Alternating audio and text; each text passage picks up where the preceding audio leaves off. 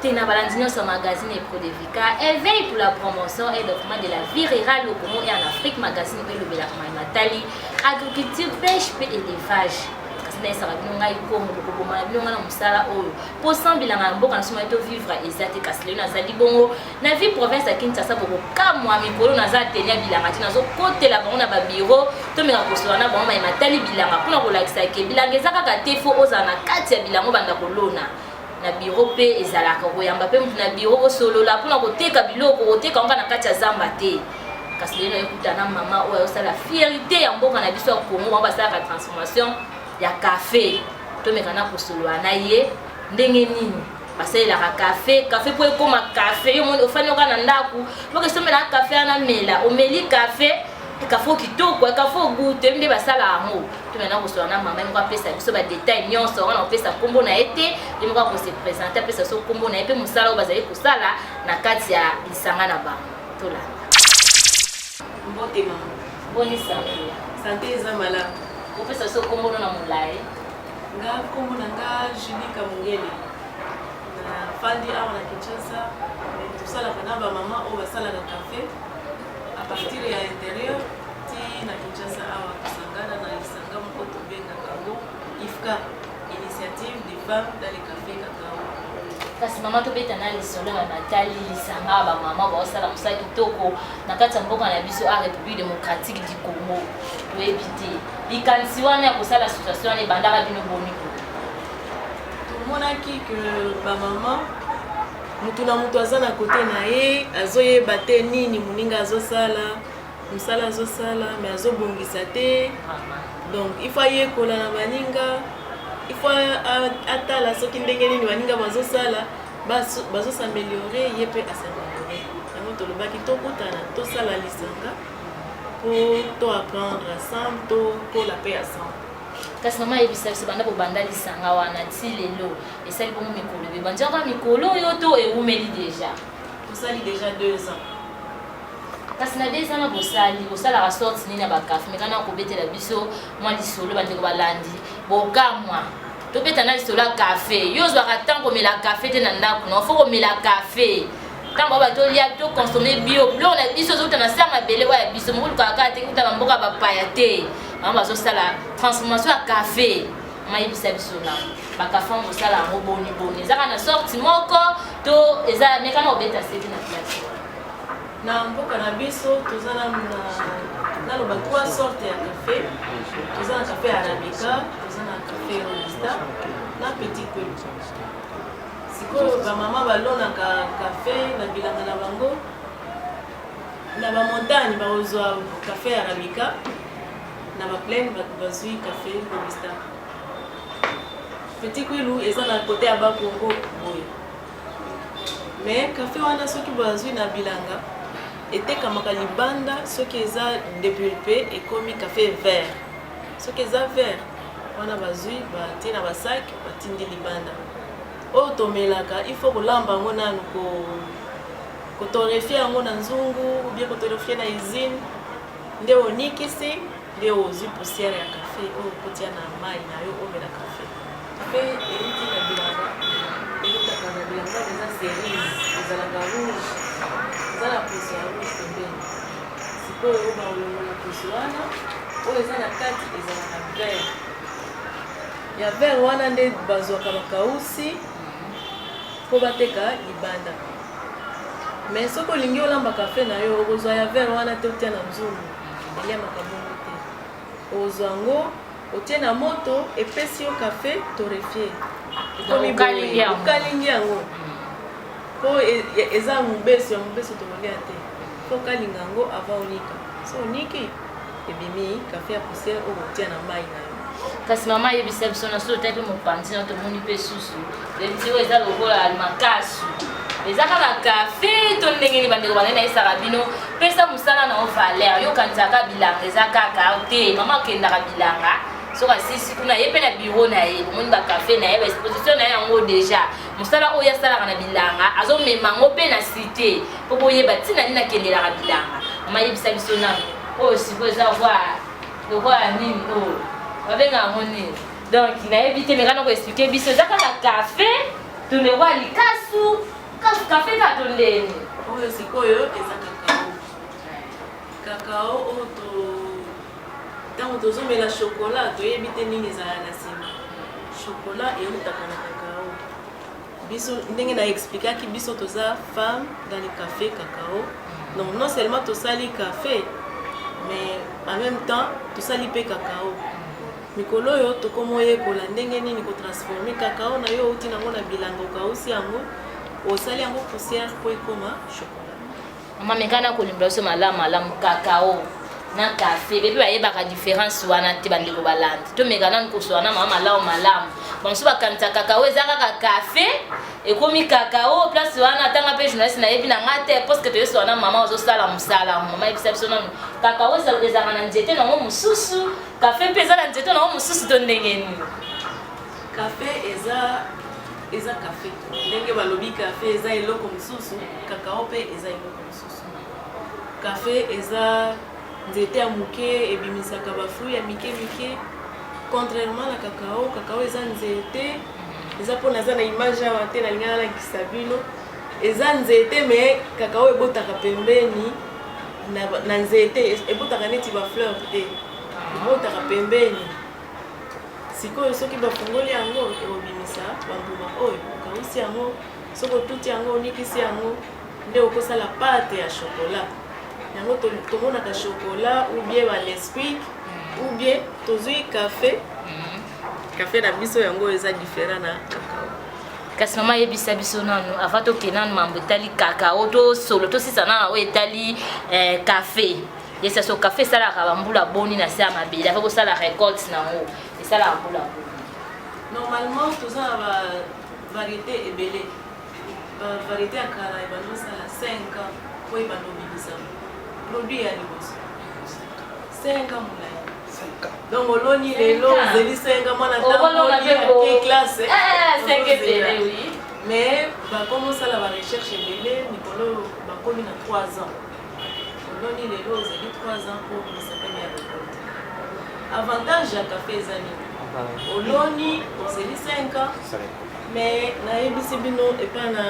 na biso awa na nord kivu na sud kivu batige eza na 40 ans depuis balona batige 40 ans après bazobuka 2 fois par an. Oh, donc soki oloni mama va tocontinue na mekana koyebisa biso soki oloni bongo oloni café na yo donc olona no sulu te osali récolte etika noka wana après 40 ans donc bana na yo bakoko na yo baye na bongo mpe kobuka su café ka oyo olona wana nga nakoli na café naza mwana ya café bato balona café bakoko na biso ti lelo tobuka totikala kolona te c'est vrai que batige ekomi mibange il faut korenouveler baplantation po 40 ans après quand même production ezokende ezokita mais normalement soki ozo entretenir champ na yo malamu ti 40 ans tozorécolte tozoteka donc eza yango babengaka yango produit pérenne elakisi ke oloni lelo mokolo kobanda kobuka obanda kobuka kaka kobuka eza neti bambila po toza na on est na bakafe yango na mesi nangana koexplike so kafe yango eza nini bana mike bamelaka yango te dane kafe te eza yo disposition na yo ya nzoto nde ezointerdire yo omela kafe donc avant omela kafe lokola tozoyekola yango na mokolo vérifie soki oza na hypertension te po ematisaka tension mais sikoyo eza mpe façon ozolambela kafe soki olambi kafe otokisi yango makasi okoma mololo ekozala concentré so eza concentré makasi mpe ekobetisa yo motema donc eza na façon mosusu yango tozobenga bamama boya koyekola ndenge ya kolamba kafe balambaka yango na ndenge ya bakoko te otie nzungu banda ntongo ti lobi ezotoka eza malamu te ezo concentré caféine wana ekobetisa yo motema bandeko balandi mama otoloba bien awa oyoki nga mama bilanga so na lobi na yo yango kotalia na bilanga wana akoma kosola na bamama na bokoma kokoopere mama otoloba bien awa yo olambaka kafe ndeni na ndako na yo mama otopesa exemple mo awa na bapays mosusu mwana aza na mokie avant de commencer que soit moment peut sur la tête maman ba lobi a raison so tali ba za rappelle nzoto makasi ba kuba mais tu penses so tali ba ngobi oh vraiment mku wa mo connaître le ba na kona biso awa yo komika maman mukolo tata mukola posa na mela café maman lobi bien awa kende ko ça examen na attention est-ce que tension na yo o mela café na ona quantité ni en plus c'est ba ninga ko lambela café na yo na mama mekana ko expliquer surtout à tout le monde que yana suka mongeza munga mais mekana ko expliquer biso to moni café moko eza pembeni na yo mekana mama ko expliquer so malamu café obiso congolais to ko mela ya mwana wana kipana na ngote oza na tension te to nini café oyo eza café so botali bien eza na logo na biso ya Ifka logo wana elakisi ke mukolo coopérative oyo aza membre ya Ifka donc to engadraka déjà bango kolakisa bango malembe ndenge nini ya ko entretenir bilanga na bango ndenge nini ya ko récolter café ndenge nini ya ko torréfier yango ekoma café torréfier so na fungoli awa bomona eza torréfier donc café oyo eza arabica eza produit na ba colline ya Sud Kivu c'est la première qualité ya café soko linyo zala na café ya malamu oyo eza léger doux eza na goût ya ba fruits na kati na saveur kitoko ozwango awa oyo eza kahawa ya kwetu donc esalemi na Congo eza te ke to importer yango na mesa soyo botali bien ata café moko eza importé eza te oyo siko biso tozosala pe promotion ya consommation locale donc tolingi biso bakongole tomela pe café na biso eza te ke tomela kaka biloko ezotalibana comme si biso toza bakompagnie ebele badomaine de Qatar ezali café du grand-père Kivu Kawa ezali ebele ezali bakafe na biso moko congolais tokomosala bakafe café wana toza capable ya kotiango na marché na biso etekama pe elongo moko na bakafe eza important kasi mama yebisa biso na ba point de vente na bino café yango botekela wapi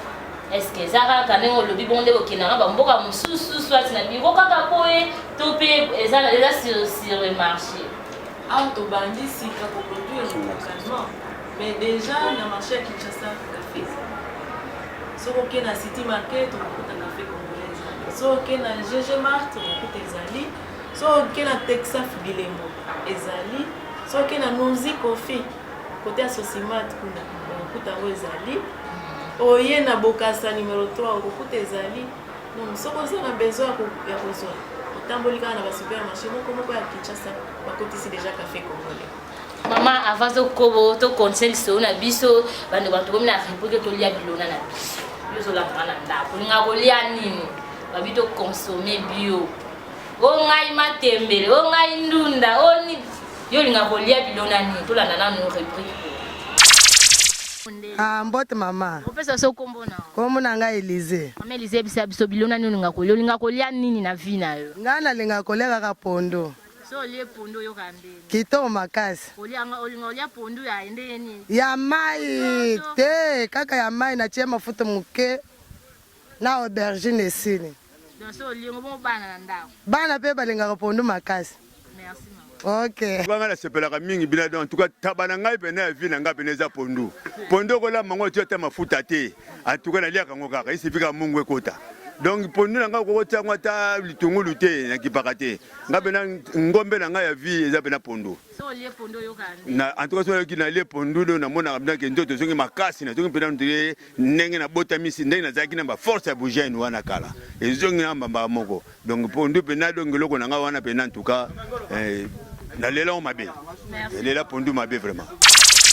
Monique, rubrique que c'est ici au contact sur numéro affiché que ça va écran na bino na esa rabino partout kozana koya mona kuna ba image mbule zo beta menga akotaka na bilanga. Donc partout za ina koya poto yeba vérité ya mboka na biso. Eza ba machine. Pona kolamba café et je sais la machine les a spécialisés pour. Donc on a aujourd'hui déjà la machine parce que ça coûte cher. Mais tout ce qui est connu, c'est vraiment des gars localement, na banzungu, na batono. Ce qui va être là qui savent on n'est pas ça là quand on bimi peut bien on dirait pas ça là qui on a machine. Kasi ba maman ko baya ezo senga nini. condition na bino eza nini adresse na bino eza mpona baformation ti kobeta sete awa po susi na bino ezali namoni ke boforme bamama a na vie province ya Kinshasa bayeba valeur ya bilanga mais toyebi te bakozwela bino wapi kozwa biso eza pasi te oye kaka na okozwa information nyonso ndenge nini okota okoma membre ya page promotionnelle yo lingaka entreprise na yo produit na yo eyebana matali agriculture pêche élevage esika eza kaka moko magazine ekangi masolo ana vie province ya Kinshasa oyo eza na souci éveil ya conscience ya bato bazali kosala mosala bilanga kolanda na machine éplucheuse direction na biso bakotindela nde batechnicien bakuta Kinshasa nde bakoya bakodepanner la machine oyo eza na limite te eza na limite te so lelo ngai bina sombanga te naza na ngai na babenga yango nini na Chikapa o na Kasai bokoya botekela ngai mpo nga kala pete na olongwa nakenda nga bachikapa kuna bakasai mpo kuna nde bilanga nde kuna mwaye te mpo mosala oyo tokotaka na baferme wana kutubia so diondo ingénieur yebisa biso tomoni lelo machine éplucheuse ekomeli babio nde moto oyambi yango ekomeli na maboko etant que ingénieur agronome debite machine wana avantage nango vraiment eza nini na vie ya bilanga. Oui, merci Mama Congo. Je crois machine éplucheuse nzongo 4 comme on donc ils ont une importance monene vraiment. Ils ont une importance très capitale parce que tu dis que manioc na phase nango ya transformation le machine est na kati ya ferme na yo vous êtes responsable à faire ma combat pour éviter machine éplucheuse ni komelaki na ferme avantage na weza kala ferme ezo existe depuis kala manioc nyonso na bazali kolonga koso maboko eza facile te kokomisa toli ya manioc ekozwa temps ebele mosusu bakolongola mpe ndambu etikali banda tozwi machine non seulement machine ezofacilite tâche na kolongola poso mais machine mpe ezolongola basalite ya manioc ezozwa bino temps ntango bozosukola ezozwa bino temps mingi te kala ezalaki soki bamama balongoli poso na maboko bakozwa bamanuka po basukola manioc yango mpo ezala propre donc machine ezo ede biso mpe na kote wana machine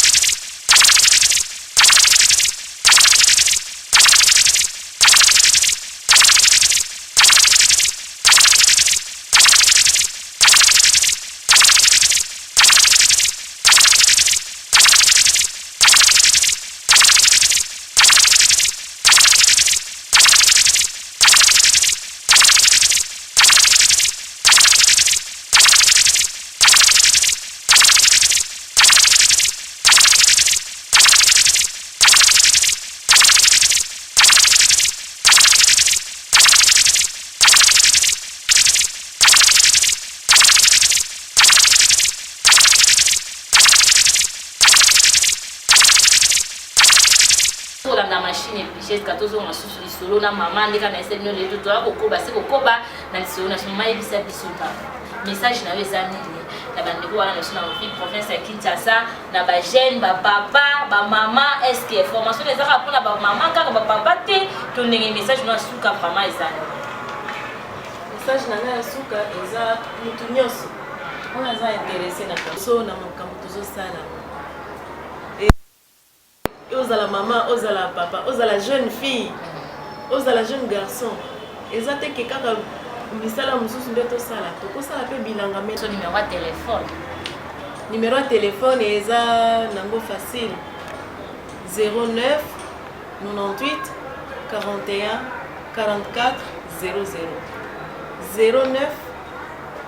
98 41 44 00.